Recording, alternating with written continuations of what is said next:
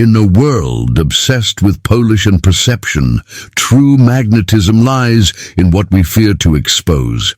What if being truly unforgettable has nothing to do with perfection and everything to do with the guts to be raw and real? Carl Jung, a pioneer of the deep human mind, uncovered a truth we still struggle to accept. We don't crave flawlessness. We long for something that feels true. The 7 traits that make a person unforgettable aren't what society tells us to chase. They're often the qualities we learn to suppress, to tone down, to hide. But here's the shift. What you've been hiding might be your greatest source of power. We spend so much time refining the surface, our looks, our talk, our image, and yet our true force lies beneath that, in our stillness, in our centeredness, in our ability to be fully present without putting on a show. Being unforgettable isn't about volume, it's about vibration, the feeling you leave in a room. The Stoics knew this well. Marcus Aurelius didn't speak to perform, he spoke to reflect. Epictetus didn't crave applause, he mastered his inner universe. That's the real power today, living so truthfully that you no longer need outside validation. So if you've ever felt out of place, either too much or never enough, if you've given your all and still felt invisible, this message will change how you see yourself. We're unveiling 7 traits that make someone unforgettable, not through strategy or charm, but through a rootedness in self that no one else can imitate or replace. And if this message resonates, if it pokes at something deep in you or brings you calm, do me one simple favor, hit that subscribe button. It's how we keep building this community with depth, honesty, and zero filters. Let's begin, because if we're honest, most of us are performing without even knowing it. Not on stage, but in daily life, just trying to keep up. We edit our expressions like we edit our feeds. We post joy when our spirits are drained. We say, I'm fine because the alternative takes too much explaining. But here's the risk. Perform long enough and you lose sight of who you truly are. You start exchanging realness for recognition, and the recognition begins to feel empty. Aristotle once said, knowing yourself is the beginning of all wisdom. But how can you know yourself when you've been shaped to be who the world prefers? This goes beyond social media. It's a deeper programming. We silence our truth in conversation. We tone down our passion to avoid standing out. We shrink so others feel comfortable. Because somewhere along the way, we were taught that authenticity is dangerous. Too loud, too different, too much. But here's the revelation. Every person who shifted history was all those things.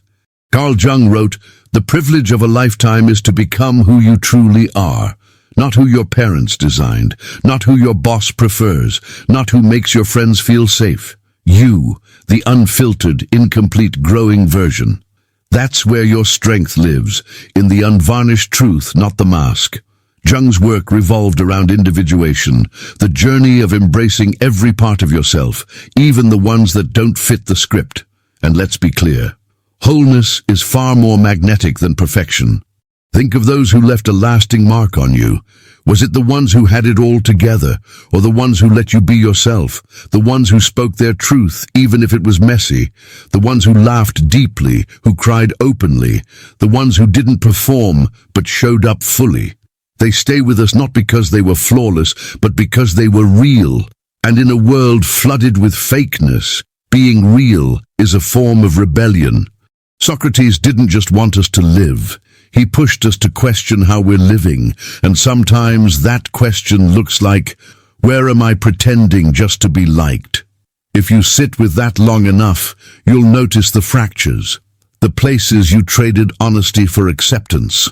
Those spots don't need shame, they need awareness, because that's where the masks are hiding.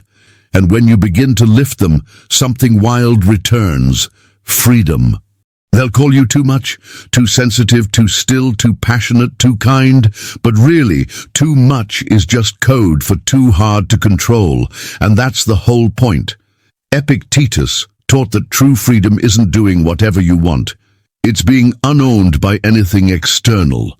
When you stop twisting yourself to fit in, you start living from within, instead of from reaction.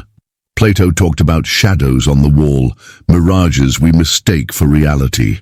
How many of us are still chained to that wall, living as shadows of our true selves just because we think the real us would be too much? But the truth is, authenticity was never meant to be easy. It's edgy, it's unfiltered, it's complex. And that's what makes it beautiful. When you stop hiding, everything changes. You stop attracting those who tolerate your light and start aligning with those who reflect it and those who can't. They fade away, peacefully, quietly. Don't cling. They're not your people. You weren't meant to be a muted version of yourself. You were meant to be fully expressed, whole, contradictions included. Some won't understand, and that's okay. You don't need a crowd. You need a few who truly see you and love you because of it. So next time you find yourself shrinking to fit, pause. Ask yourself, is this really me, or just the version they'll tolerate? That single question can rewire your life, because self-respect doesn't start with others. It starts with the truth you're willing to tell yourself. In the end, people won't remember you for fitting in. They'll remember you for being real, to the ones who mattered. Make your presence something they feel, not just something they see. Let your depth speak louder than the surface, and let your truth be the reason you're unforgettable. Growth. We all claim to want it, but most misunderstand what it truly is. Real growth isn't just about learning or leveling up. It's about letting go of old identities without losing your soul in the shift. It's evolution rooted in truth, not approval. Some mistake performance for growth, changing themselves just to blend in. But fitting in is not belonging. Fitting in adjusts your clothes. Belonging adjusts your life. Plato said the greatest victory is to conquer yourself, and that's what transformation really is. Not showing others how different you look, but knowing that every step you took was yours, freely chosen. Not to survive, not to be liked, but because you knew it was time.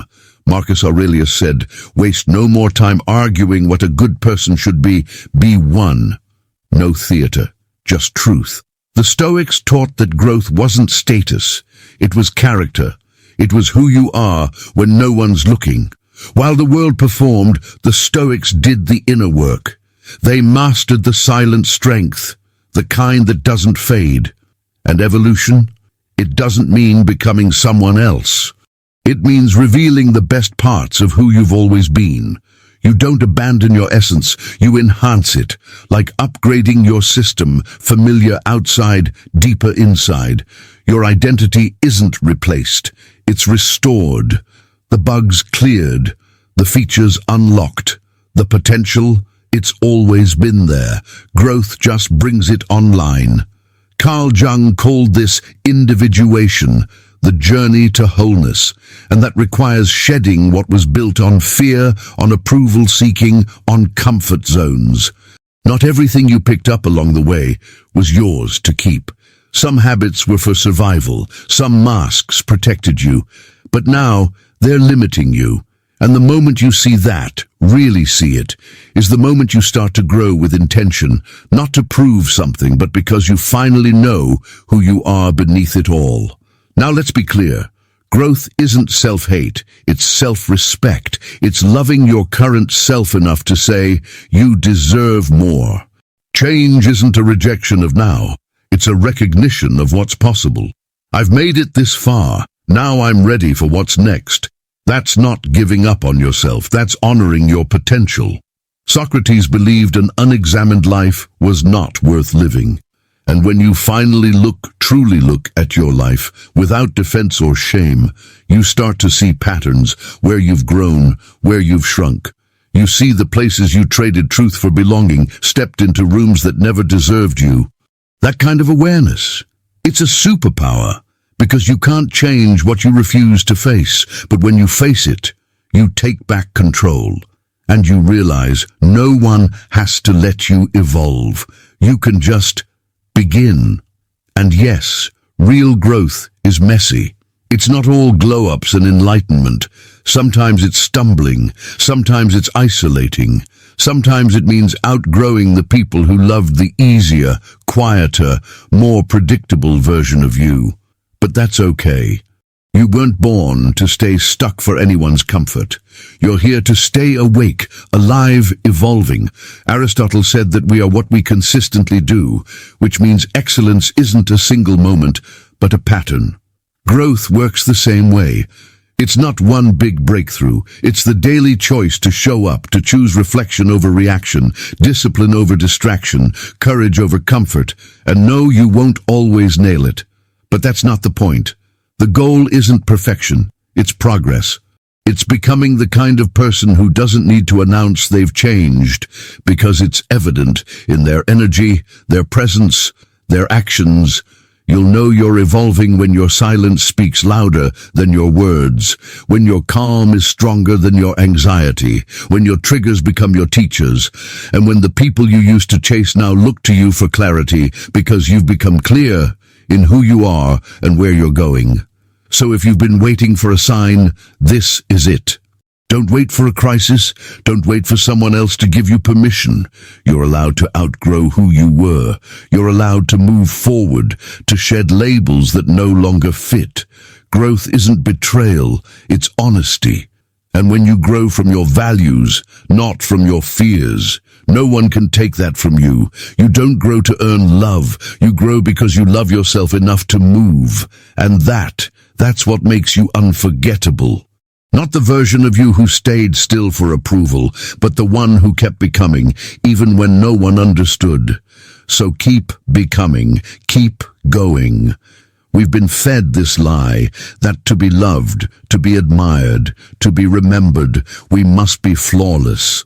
Polish your image, erase your scars, conceal the parts that feel too raw. But here's the truth you don't hear until you're tired from faking. Perfection doesn't connect. Pain does. Struggle does. Being human does. People don't bond over curated feeds. They bond over breakdowns that turned into breakthroughs. Aristotle said, knowing yourself is the beginning of all wisdom. But self-knowledge doesn't come from your resume. It comes from facing your regrets, owning your shadows, looking at the mistakes and saying, yes, that's part of me too. Not to feel shame, but to free yourself from it. Shame only has power in hiding. Expose it, and it loses its grip. Carl Jung said, what you resist persists.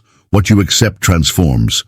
That part of you you've been hiding, the one you think makes you too much, too sensitive, too deep, too complicated, that might be the exact part that makes you extraordinary, the thing that makes someone else feel less alone. But if you bury it, you dim your own light. You deprive the world of your full presence. We all carry scars, emotional, mental, sometimes physical, and society tells us, cover them up, hide the past, act tough. But scars aren't weakness. They're signs that you fought, that you healed, that you survived something that could have broken you, and that resilience, that's where your power lives. People don't remember the ones who never fell. They remember the ones who fell and got back up without losing their soul. Let's bring in the Stoics. Epictetus said, it's not what happens to you, but how you respond. Your failures, not who you are. Your response to them? That's your character, and that's your story. And stories don't move us when everything goes right. They move us when the hero stumbles and keeps going. Socrates said, be as you wish to seem. Not perfect, not untarnished, just honest. Because people aren't looking for perfection. They're looking for possibility. They're looking for something real to hold on to. And when you show up, messy, human, open, you become a mirror that reflects possibility to someone else. So ask yourself, what's that one thing you've been hiding, afraid it makes you less? One part of your story you've been told to shove down. What if that chapter doesn't make you broken? What if it's the reason someone else finally feels seen? Plato said that truth isn't just out there, it's in us. And what deeper truth is there than this? Yes, I've struggled. Yes, I've failed. And yes, I'm still here. That's not a weakness. That's your power. That's you, fully present, unapologetically alive. The world doesn't need another curated mask. It needs your realness. It needs people who've been through the fire and didn't go numb. People who still choose to feel, to show up, to care. That's presence. That's energy. That's what makes you unforgettable. You don't owe anyone an apology for who you used to be. That version of you was surviving the best way they knew. You honor them by evolving, not by erasing. Your growth isn't about hiding the past. It's about owning it so completely that no one can use it against you. So if you've got flaws, welcome to the club. You aren't broken. You're just honestly human. And humanity doesn't require perfection. It requires truth, resilience, and the courage to show up even while still healing. There's a quiet yearning many of us carry without realizing it. The need to be chosen, to be validated, to be seen. It starts early.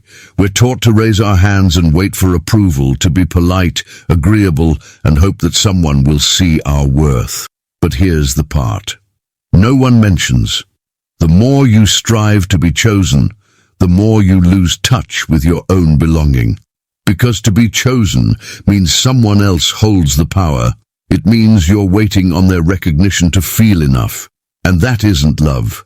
That's dependence dressed up as desire. Here's the shift that changes everything.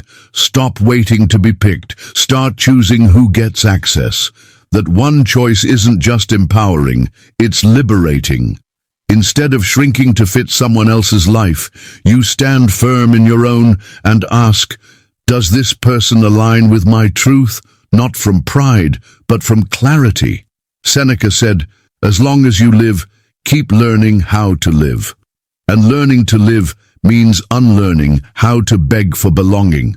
You weren't born to audition for love. You're not a product. You're a living, breathing, beautifully imperfect soul. And the right people, they won't need to be sold on you. They'll feel you.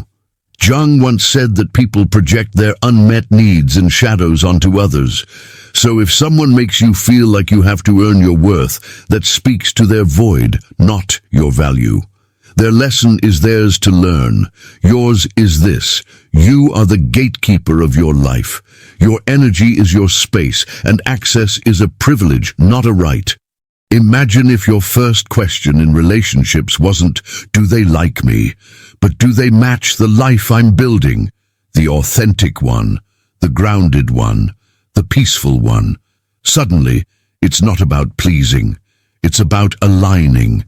And that's where respect grows. Not from what you give others, but from what you refuse to sacrifice. Plato once said, the true test of a man is what he does with power. And personal power? It's knowing you don't need to chase attention. You allow it. You welcome love, but only from places that reflect your peace. You don't give away your center for temporary comfort. You hold yourself with dignity. And people feel that. There's a silent confidence in those who no longer seek to perform. When you stop hustling for approval, people notice. They respect your presence. Something in them, consciously or not, whispers, this person's different. And suddenly, they value you, not for your pleasing, but for your presence. That's what makes you memorable. Not being the loudest or the nicest, but being whole and refusing to fragment for anyone. Socrates once said the secret to change is to focus not on fighting the old, but on building the new. Build this version of you, the one who doesn't shrink, the one who doesn't ask to be chosen, the one who knows, if they're right for me, they'll never make me question my value, and if they do, let them go. You never needed their permission to grow. From now on, don't measure your worth by who wants you. Measure it by how true you're willing to be. Because when you're living from that kind of integrity, you feel different. You walk different. You no longer need to be chosen because you've already chosen yourself. And that shift, it changes everything. There's this unspoken social rule floating around. Don't feel too much. Don't speak with too much fire. Don't care too loudly. Just be chill, low maintenance, easy to digest. But here's the truth. That kind of living isn't connection. It's camouflage. It's playing a role, not being a soul. And if you've ever been called too much, too emotional, too passionate, too sensitive, hear this loud and clear. That's not a defect. That's a signal. You feel deeply because you're alive. You speak strongly because you care. You're not too much. You're just not easy to ignore. And that, right there, is your power. Carl Jung believed emotions weren't meant to be buried. They were meant to be integrated. He once said, "There is no coming to consciousness without pain." That intensity you carry, it's not here to break you. It's here to wake you. It's the voice inside you that refuses to let life stay shallow. And yes, it might make others uncomfortable, but that's not your job to fix. Their discomfort often speaks more about their emotional limits than your depth. Let's get something straight. Feeling deeply isn't weakness, it's wisdom.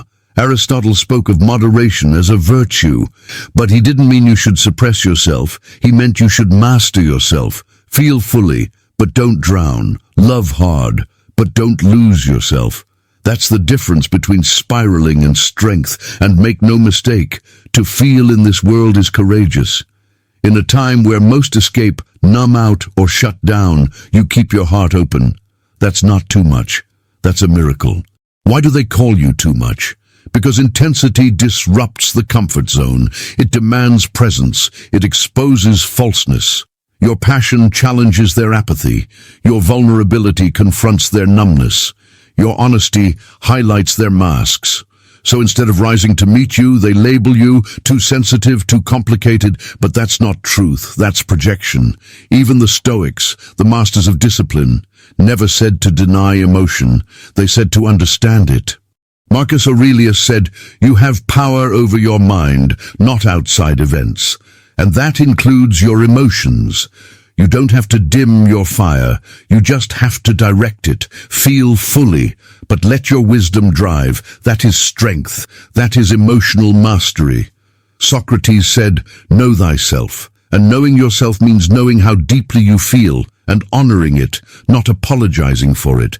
Your sensitivity isn't a flaw. It's your awareness. It's your truth detector. It's why you walk into rooms and sense what's unspoken, why your connections go deeper, and why those who truly know you feel seen in ways they never have before. You aren't too much. You're just unwilling to live small, unwilling to fake indifference, unwilling to be numb. That's not a problem. That's power. In a world teaching people to shut down, you're choosing to stay open. That's a rarity, and it's unforgettable. So next time someone tells you you're too much, smile. Look them in the eye and say, then go find less, because you aren't shrinking anymore. You aren't making yourself small for anyone's comfort. You're standing fully in your emotional power, and the ones who are meant for you, they'll never ask you to dim. They'll rise to meet you. They'll match your depth. They'll love your fire. Because those who feel deeply love deeply, and those who love deeply, they change lives. So don't hide. Don't apologize. Be all of you. Be bold. Be honest. Be wildly real. That's how you leave your mark. There's a shift that happens, quiet but powerful, when someone finally realizes, I deserve more. Not in an arrogant way, but in a peaceful, steady knowing. Suddenly the old patterns end. The unbalanced relationships, the exhausting performances, the need to tolerate what drains you. It all stops, not because others changed, but because you did. Because once you know your worth, you stop begging, you stop chasing. You stop settling for pieces when you deserve peace. Epictetus said, "Never value anything that forces you to break your promise, lose self-respect, or hate another." Translation: if being loved means losing yourself, it's too expensive. And the ones who understand this, the ones who walk away without drama, they're the ones you can't manipulate. They won't stay where peace is constantly shattered. Most people aren't afraid of losing who needs them. They're afraid of losing someone who doesn't, but still chose them. When you start deciding from clarity, not loneliness, you become undeniable. You become someone people want to earn. Jung said, "The most terrifying thing is to accept oneself completely, but once you do, you no longer expect others to do it for you. When you're no longer performing to be loved, people see the real you, the grounded you, the self-respecting you, the you that refuses to shrink. And that version is memorable. It doesn't shout, it holds space.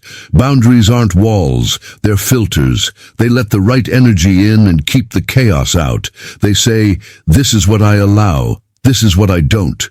Not from harshness, but from honesty. And that honesty, that's what keeps you from living in a constant state of repair. Socrates reminded us, real change doesn't come from fighting the old. It comes from building the new. So if you're tired of feeling exhausted, ignored, dismissed, stop fixing people who don't value you. Start building a new standard. Peace shouldn't cost you yourself. Knowing your worth doesn't mean you think you're above anyone. It means you know you're not below. That truth shifts everything. You stop accepting half effort, half love, half truth. You stop asking, am I too much? And start asking, why was I okay with so little? Aristotle said, excellence is a habit.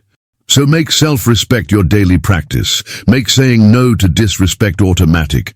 Make choosing your peace your first move, and the world will follow. The wrong people will fall away. The right ones will stay. Your challenge, revisit your standards, not your wish list, your boundaries, the things that protect your energy and your future. Because once you have those, you stop hoping to be treated well. You expect it, and everything changes. Some love feels like pressure, like a weight on your chest. It whispers, don't leave me, I need you to be okay. It's not evil, but it's heavy. Because when love comes from emptiness, it's not love, it's survival. You're not giving love, you're giving need, and that drains everyone involved. Jung said that true love begins when you accept yourself fully, completely. Once you do, love becomes a gift, not a request. You no longer hand people your fragments, hoping they fix you. You show up whole and offer from abundance. Real connection isn't about possession, it's about presence. It says, I'm here because I choose to be, not because I'll break if I'm not. The Stoics taught that peace should never be dependent on what we can't control. Epictetus said, only the educated are free. Emotional education means this: you no longer need validation to feel enough. You give love without needing to trade it. When you've done the inner work, you don't chase anymore. You radiate, and radiance, that's what changes rooms. Calm, grounded presence. Joy that isn't borrowed from others. People feel that energy and never forget it, not because it strokes their ego, but because it awakens something deep, something sacred. Socrates warned, the hottest love has the coldest end, because love born from need burns too fast, but love from wholeness, it breathes, it grows, it's peaceful, it doesn't ask to be saved, it walks beside. So here's the truth: if your cup is empty, you'll drain every connection. But if it's full, you give from overflow and the right people. They won't drink from your source, they'll honor it. Aristotle said the purest love is philia, friendship based in virtue, a love that lifts, a love that sharpens, a love that makes both people more. But you only get there by being whole first. So ask yourself, am I loving from wounds or from wisdom, from fear or from freedom? Because real love feels like light, not a life preserver. And you don't need someone to complete you. You need someone who complements the wholeness you fought for. That presence, it's rare, and people feel it, And when you know you're whole, you never chase again. The right ones will never ask you to shrink. They'll rise with you. If this message touched something in you, there's another video waiting on the screen to take you deeper. Thank you for being here, for being a part of Stoic Post. This isn't just philosophy. It's a path, a process, a return to wholeness. And whenever you're ready, we'll be right here for the next step.